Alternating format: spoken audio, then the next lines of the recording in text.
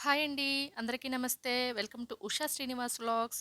ఈరోజు రెసిపీ వచ్చేసి తమలపాకుల రసం. ఈ రసంకి కావాల్సిన రసం పౌడర్‌ని అప్పటికప్పుడు ఒక 2 నిమిషాల్లోనే తయారు చేసుకోవచ్చు. అలాగే ఈ రసాన్ని కూడా 10 అంటే 10 నిమిషాల్లోనే చాలా సింపుల్‌గా తయారు చేసుకోవచ్చు. ఇక ప్రిపరేషన్ చూద్దామా?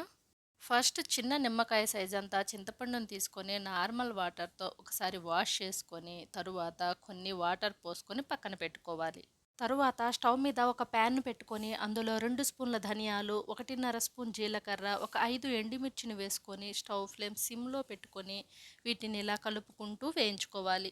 వీటిని ఎక్కువసేపు వేయించుకోవాల్సిన అవసరం లేదు. జస్ట్ ఇవి కొంచెం బాగా వేడెక్కితే సరిపోతుంది. ఇలా 1 నిమిషం పాటు వేయించుకున్నాక వీటన్నింటిని ఒక బౌల్‌లోనికి తీసుకొని పక్కన పెట్టుకోవాలి. తరువాత అదే ప్యాన్‌లో 1.5 టేబుల్ స్పూన్ల ఆయిల్‌ను వేసుకొని 2 మీడియం సైజు టమాటాలను ఇలా మధ్యలోనికి కట్ చేసుకొని తీసుకోవాలి. అలాగే ఒక చిన్న సైజు ఉల్లిపాయను కూడా ఇలా పెద్ద ముక్కలుగా కట్ చేసుకొని ప్యాన్‌లో వేసుకొని పైన మూత పెట్టుకొని వీటిని మగ్గించుకోవాలి. టమాటా అలాగే ఉల్లిపాయ ముక్కలు ఒక 2 నిమిషాలకే చక్కగా మగ్గిపోయాయి. ఇక స్టవ్ ఫ్లేమ్ ఆఫ్ చేసుకొని మనం ముందుగా నానబెట్టుకున్న చింతపండును వాటర్‌తో సహా ఇందులో వేసుకొని దీన్ని పక్కన పెట్టుకుందాం. ఇవి కూడా పూర్తిగా చల్లారాయి. ఇక ఇప్పుడు వీటిని మిక్సీ జార్‌లోనికి తీసుకొని మెత్తటి పౌడర్ లాగా మిక్సీ పట్టుకోవాలి.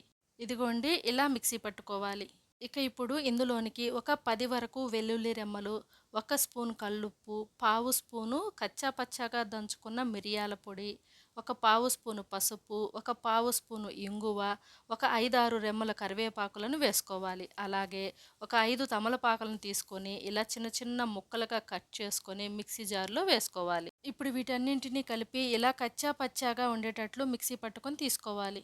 కావాలంటే ఈ తమలపాకుల రసం పౌడర్‌ని కొంచెం ఎక్కువగానే తయారు చేసుకొని ఎయిర్ టైట్ బాక్స్‌లో పెట్టుకొని ఒక 10 రోజుల పాటు ఫ్రిడ్జ్‌లో స్టోర్ చేసుకొని ఎప్పుడు కావాలంటే అప్పుడు యూజ్ చేసుకోవచ్చు. ఇక ఈ టమాటాల పైన ఉన్న పీల్‌ని తీసేసుకొని వీటన్నింటిని వాటర్‌తో సహా ఒక మిక్సీ జార్‌లోనికి తీసుకొని మెత్తటి పేస్ట్ లాగా మిక్సీ పట్టుకొని తీసుకోవాలి. ఇదిగోండి ఇలా మిక్సీ పట్టుకుంటే సరిపోతుంది.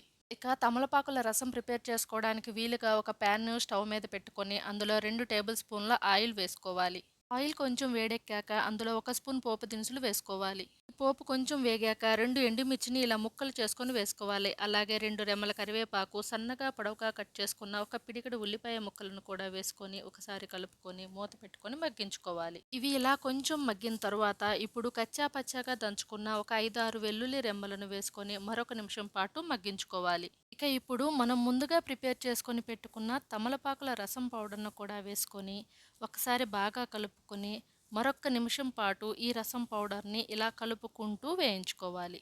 ఇలా 1 నిమిషం వేయించుకున్నాక మనం రెడీ చేసి పెట్టుకున్న టమాటా, ఉల్లిపాయ, చింతపండు ప్యూరీని కూడా వేసుకొని మరొక్కసారి గరిటెతో బాగా కలుపుకోవాలి. ఇక ఇప్పుడు ఇందులోనికి సరిపడినంత వాటర్‌ని పోసుకోవాలి. మనం తయారు చేసుకున్న తమలపాకుల రసం పౌడర్‌కి కరెక్ట్‌గా నాకు 1.5 లీటర్ల వాటర్ పట్టింది. ఇక ఇప్పుడు సాల్ట్ సరిపోయిందో లేదో ఒకసారి చెక్ చేసుకొని అవసరం అనిపిస్తే సాల్ట్ వేసుకోవాలి. నాకు ఒక స్పూన్ వరకు సాల్ట్ పడుతుంది. ఇక ఇప్పుడు ఒక చిన్న బెల్లం ముక్కను వేసుకొని మరొకసారి గరిటెతో బాగా కలుపుకోవాలి. పైన ఒక మూత పెట్టి స్టవ్ ఫ్లేమ్ మీడియంలోనికి మార్చుకొని దీన్ని ఒక పొంగు వచ్చే వరకు మరిగించుకోవాలి. ఒక 3, 4 నిమిషాలకే ఇలా ఒక పొంగు వస్తుంది. వెంటనే స్టవ్ ఫ్లేమ్ ఆఫ్ చేసుకోవాలి. ఈ రసం ఎక్కువసేపు మరగకూడదు. ఇలా ఒక్క పొంగు వస్తే సరిపోతుంది. ఈ తమలపాకుల రసాన్ని ఒక్క 10 నిమిషాల్లోనే రెడీ చేసుకోవచ్చు. ఈ రసం చాలా చాలా బావుంటుంది.